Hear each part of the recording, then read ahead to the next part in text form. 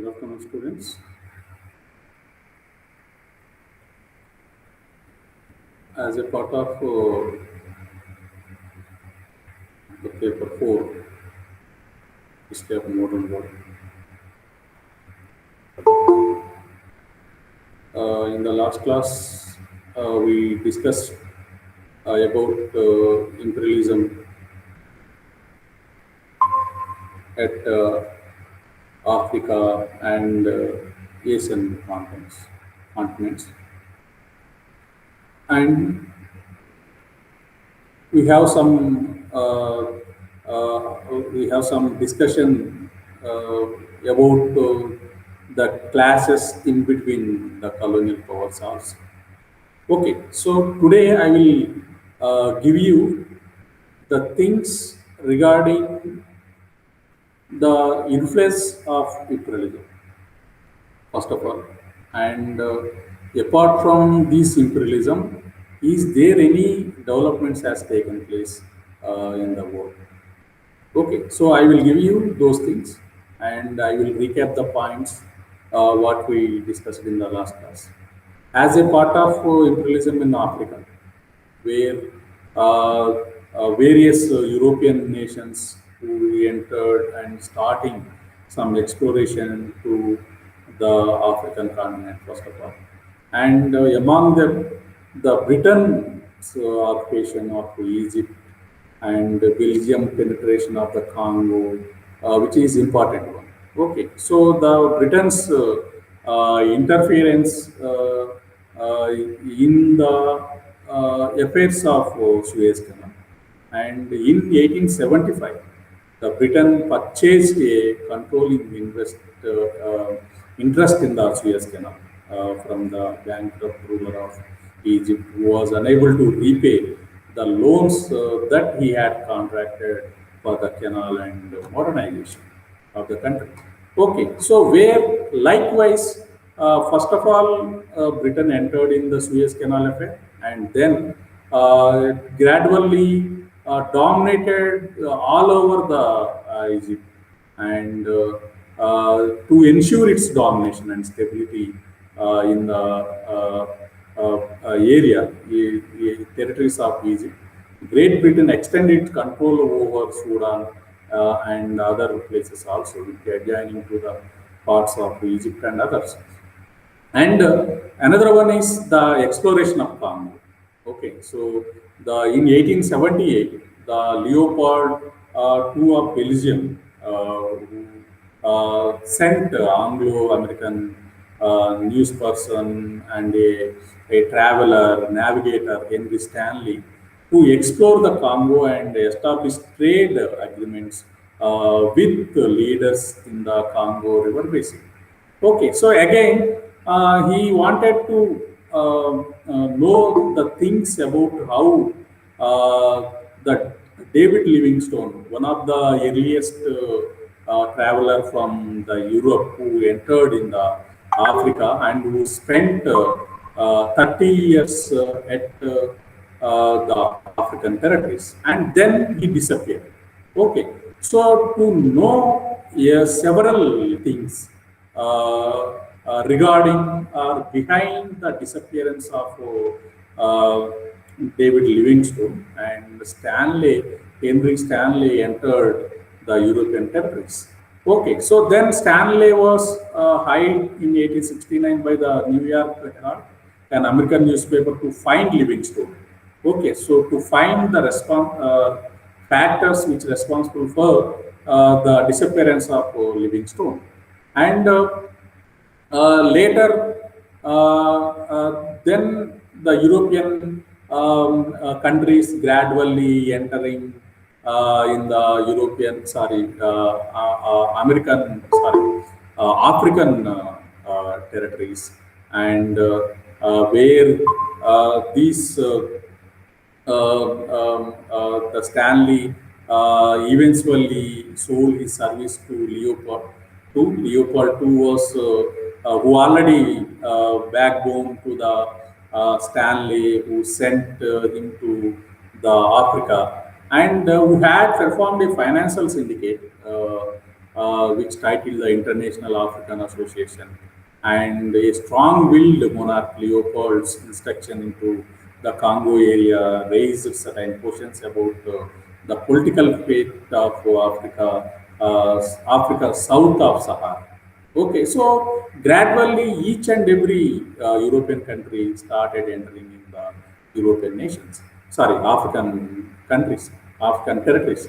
And other European nations were fearful that Belgium wanted to extend control over the entire Africa. Okay, so whenever you'll see some clashes, scramble for Africa, which divided their territories, which dominated by certain European nations, and where the Bismarck, Chancellor of Germany, and Julius Ferry, the Premier Prime Minister of France, and considered the builder of the modern French Empire, organized an international conference in Berlin to lay down the basic roots of colonizing Africa. Okay, so the Berlin Conference established the principle, and the European occupation of African territory had to be based on effective occupation that was recognized by other states, and that no single European power could claim Africa. Okay, so the Berlin Conference led to the scramble for Africa between 1878 and 1914, and the European powers divided up the entire African continent except the independent countries of Ethiopia and Liberia. Okay, so Liberia was, because except this Ethiopia and Liberia, many other parts of the Africa which shared are totally controlled over by these European nations. And Liberia was the settled by free slaves from the USA and became an independent republic in 1847.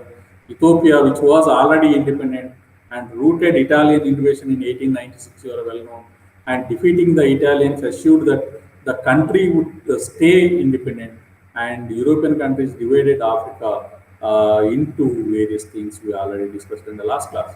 Okay, so where France control over various parts, basically the Tunisia, Morocco, West Africa, and others, and Great Britain had its control over many areas, particularly the Cape Colony, and where there are certain conflicts has taken place between the Zulus and the Boers. Okay, so the Boers were the migrants of Holland, and the Zulus were the natives of Africa. Okay, so later the overall South African territories were directly under control of these whites, particularly under control of the Britain. And Germany also entered, and he also occupied certain places, particularly southwestern Africa. And Italy also, which controlled over the Libya and Somaliland and Eritrea like that, and the northmost province of the Ethiopia, which is very close to the Red Sea. Okay, so and Portugal also control over the Angola and Mozambique are like that. Okay, so these are certain areas, territories which directly under control of European territories. And when you see the imperialism in Asia, we already discussed about things regarding this, and where and China also influenced by the foreign rule and became a semi colony to the Britain or some more European countries. And Japan became Japan only the one country which not influenced by this imperialism, even though Japan takes the help from the European intellectuals and European nations help to modernize totally military and education are like that. Okay, so within the Meiji power, this restoration has taken place. Okay, so we can get these things from the Meiji restoration, where the ruler as a the ruler who modernized overall the Japan and later turned into a strongest nation in the Asia, and who also started following the imperialist aspects, and where he Japan, which defeated China in 1895, and Russia also defeated by Japan in 1905. Okay, so the Japan victory was the first time that an Asian country had defeated the European power over 200 years. Okay, so the Japan became such a strongest country.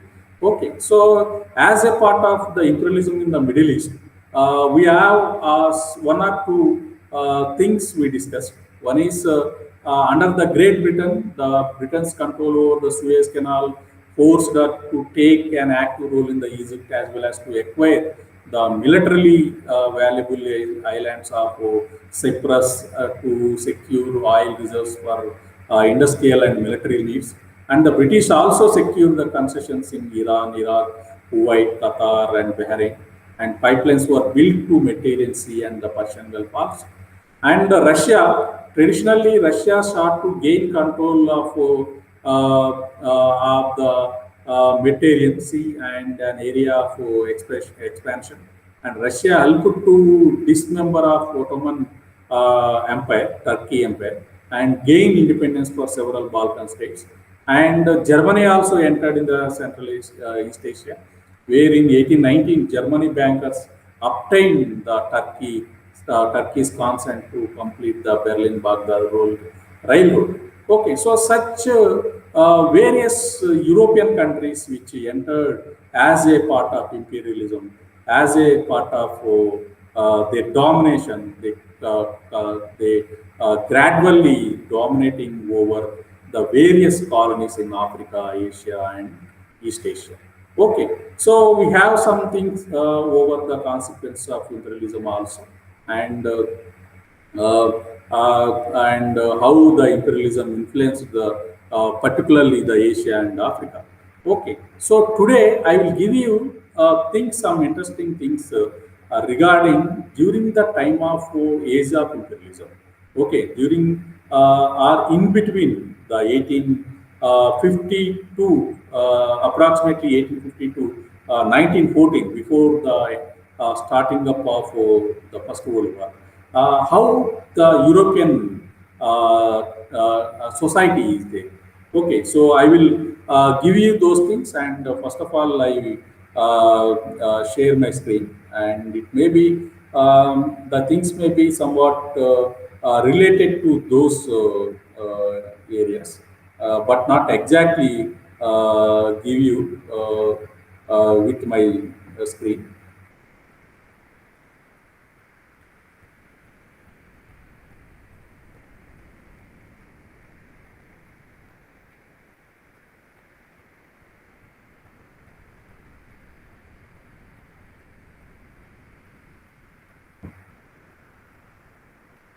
Okay, so these are the things we already discussed in the last class. The scramble for Africa, where also known as the race of Africa, was a process of invasion, occupation, colonization, and annexation of African territory by European powers between 1881 and 1940. And the Berlin Conference, already I given you the Berlin Conference, which established in 1885, the rules of dividing the territory and the areas that each power would occupy. Okay, so according to the Berlin Conference, no single European nation to dominate the African countries.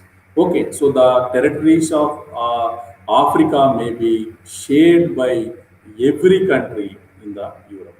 Okay, so and different states clashed in different conflicts. The most important was the Boers War. Okay, so the Great Britain against the Dutch settlers in the South Africa, which taken place. Two Boers War has occurred. Okay, so the occupation of Asia, the Opium Wars, which is the first important event which where the Britain domination has taken place in the Asia. Okay, so and whereas the organization and exploitation of the colonies and the exploitation of the colony, I will give you this: the colony, a country or a territory governed internally by a foreign power, and protectorate, a country or a territory with its own internal government, but under the control of an outside power.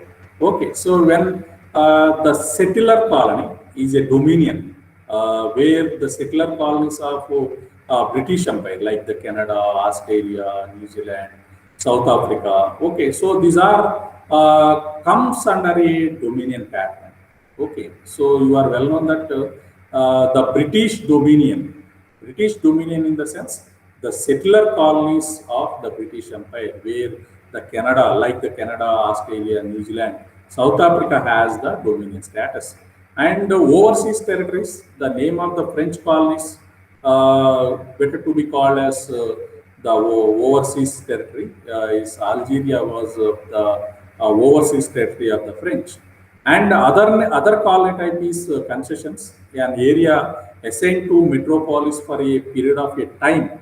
It to be called as the concession, like a Hong Kong. Okay, so another one is the strategic enclave, a small territory in strategic location like the Suez Canal and Gibraltar, which we call as the strategic enclave. Okay, so these are the forms of imperialism. By giving these basic things, and then I'll move to European society. And when you see as a colony, we already discussed. Okay, so where a country or a territory governed internally by a foreign power. Okay, so colony is nothing but a country or a territory governed by governed internally by a foreign power is nothing but a colony. Like the Somaliland in East Africa was a French colony, and protectorate, a country or a territory with its own internal government, but under the control of an outside power, is the protectorate. Like the Britain established a protectorate over the Niger river delta in Africa. And another one is sphere of influence, an area in which an outside power claims exclusive investment or trading privileges. Like Liberia was under the sphere of influence of the USA. And another one is the economic imperialism, an independent but less developed country controlled by private business interests rather than other governments, and which is the Dole Food Company controlled pineapple trade in Hawaii. Okay, so it's nothing but the economic imperialism.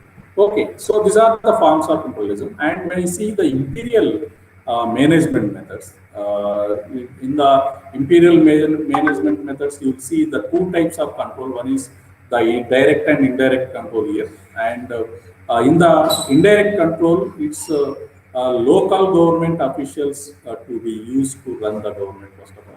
And they follow the limited self-rule. And the rule may be confined to certain aspects. Okay, so you cannot see a overall rule on all departments are like that. And here, the main goal of this indirect control is to develop future leaders. And it's also have some other things like the government institutions are based on European styles, but may have local rulers. Okay, so on behalf of the local rulers, the European government may be runs. Okay, so when you see as an indirect control, you see the best examples were British colonies such as the Nigeria and India and Burma, Ceylon or Sri Lanka, like that. Okay, so and US colonies like the Pacific Islands, where you see the indirect control under the imperial management methods. And when you see the direct control, in the direct control, you see foreign officials brought into rule. Okay, so the foreign officials may be appointed in a particular colony to follow the administration there. and no self-rule you can see in the direct control. And here the main goal is the assimilation. Okay, so the government institutions were based on only on European styles. Okay, so you'll see only the Western style of institutions, and where the institutions followed the Western education.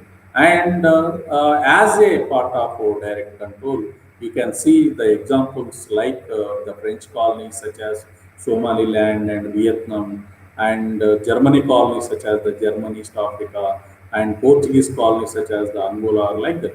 Okay, so and how did the colonial empires divide up the world? Okay, so as a part of the clash, as a part of the rivalry among the colonial rulers, colonial powers, the whole world, which divided into one or two colonial empires. Okay, so one is the British Empire in the late 19th century, where the largest, Great Britain had the largest colonial empire and the controlled maritime trade routes. And from when you see the in the regions of Africa, from Cairo in the north to Cape Town in the south. Okay, so nearly the over two corners also under control of the Great Britain. And the main British colony was India, being the major market for British products and an important supplier of raw material. Okay, so the India became a main supplier of raw material to the Britain and other European countries also. When you see the French Empire, the second largest colonial empire, settled in North Africa and South Asia, and where you see in the Africa, like the France consolidated its rule in the large area that spanned Morocco, Algeria, and Tunisia, and further south, and their presence in Southeast Asia from the mid 19th century grew stronger with the establishment of a number of new protectorates as a French Indochina. Okay, so the French Indochina, which is a combination of Cambodia, Vietnam, and Laos, right? So, and then there are certain social classes during the imperialism. Certain changes has taken place where the British Army, where the British officials dominated at high positions. Okay, so and the Indian servants became a servants to the British officials, and the caste determined Indian occupations. Castes were divided into various categories. You are well known on the basis of the Varna, and the upper Varnas has certain privileges, and where the even within the Varna jobs were strictly regulated, which is why a large servant staffs were required. Okay, so when you see the example, you are watching some of the lower class, not the lower classes, the various divisions in the Shudra, the people from Shudras who served as a servants for the British officials. Okay, so like these countries, the people of the countries, they treated as some of the servants. And when you see the non-European empires like the USA and Japan, two non-European countries, the USA and Japan, also became involved in overseas expansion during this period. Okay, so I already given you Japan, which interfered in the affairs of China and also Japan, and China in the as a part of the Japan occupied the Manchuria, which is part of China, and Japan also defeated Russia, a mighty Russia in 1905, and occupied some of its part. And both were interested in East Asia. Japan took Korea and Taiwan, and USA took the Philippines in Asia, and Cuba and Puerto Rico in the Caribbean after US-Spanish War.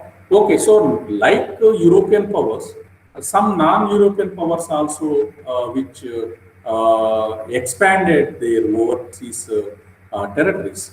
Okay, so when you see the legacy of colonialism, and as a part of colonialism, the modification of the territory has taken place.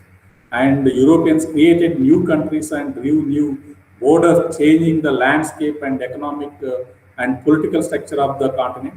And these changes took place without any consideration for the indigenous people, native people like the tribes and the people who are living on following various languages and religions. Okay, so and the dismantling the traditional societies and the colonizers did not respect the ways of life of indigenous people and social structures changed. The new working patterns disrupted the tribal life and the system of hierarchies, and ethnic groups were divided and united artificially, which forced opposing groups to live together. Okay, so you are well known that uh, many forest policies which acts which passed during the time of British Indian government. Okay, so due to that, sorry, one second.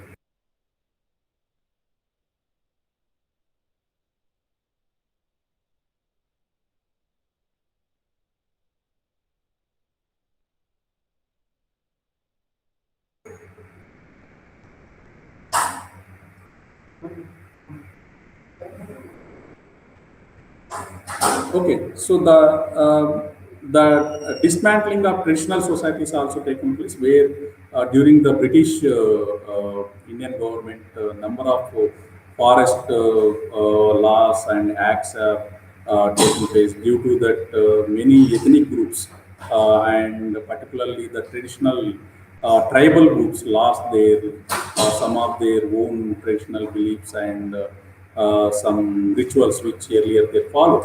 Okay, so another one is the demographic impact, where new modern that new form of techniques like techniques, particularly in the field of medicine and where in the field of medicine are developed and where established they established the hospitals and provided certain vaccines for some pandemic and endemic diseases.